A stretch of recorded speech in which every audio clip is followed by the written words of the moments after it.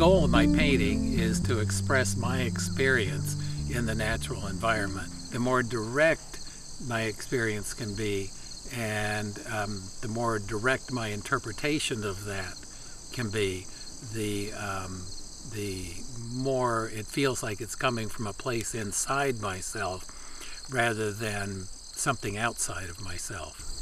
And I love living here in Celo, mainly because, not just because of the community, but because we're surrounded on three sides in this valley by national forest. And I can very easily just get out into a wild area and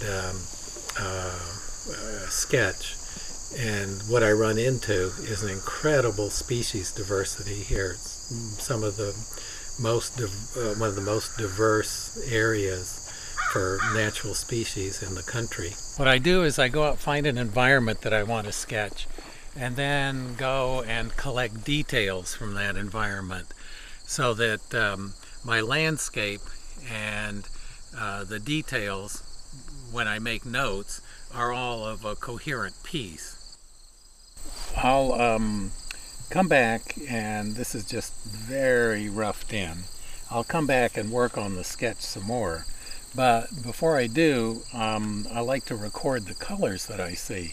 And I have this method of recording colors where I have a color chart that I use. And I will label the big shapes in order of what's the lightest, what's the next lightest, and go on down a value scale. It makes me pay attention to what I'm seeing in the real tangible world rather than paying attention to a world that's once removed. There's my landscape. Now I'll take a look and see what's in the landscape that I just drew. And pick the flower.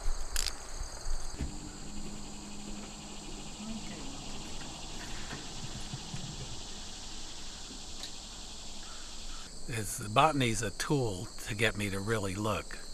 So when I try to identify something, I look up in the field guide and it says, look at this, look at this, look at this, and to distinguish between things.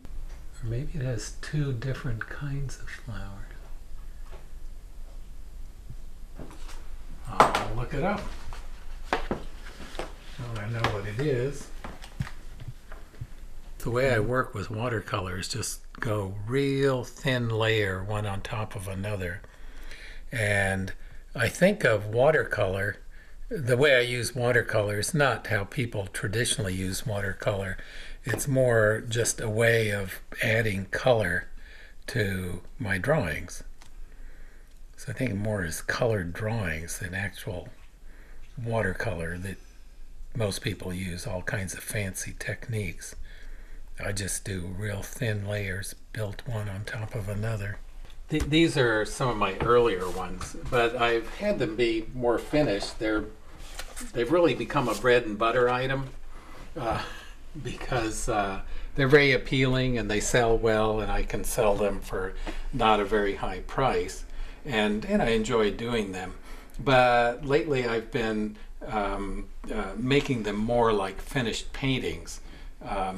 To me, it's been more interesting to try to compose in little different ways rather than just having everything spotted around there. I keep a journal when I'm out on my travels, or even every day I keep a journal. So then I bring my notebook pages and my rough sketches from my sketchbooks together, and I play around with different ideas, and I do just little thumbnail sketches of how would I combine these different things. For a painting like this, this reflects my trip to Cape Breton, and these are different environments on Cape Breton that I ran into.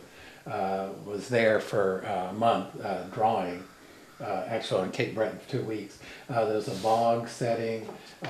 This represents the East Coast. This is more like the West Coast area. I saw gannets diving. This is a high meadow where I ran into moose, a river going out into a lake there. And of course the flowers, the lupins were in bloom, so they were one of the main features there. And so all these flowers are flowers that I got from my sketches. Saw a flock of redstarts flying through in that area. So I'm trying to combine these different worlds into one painting.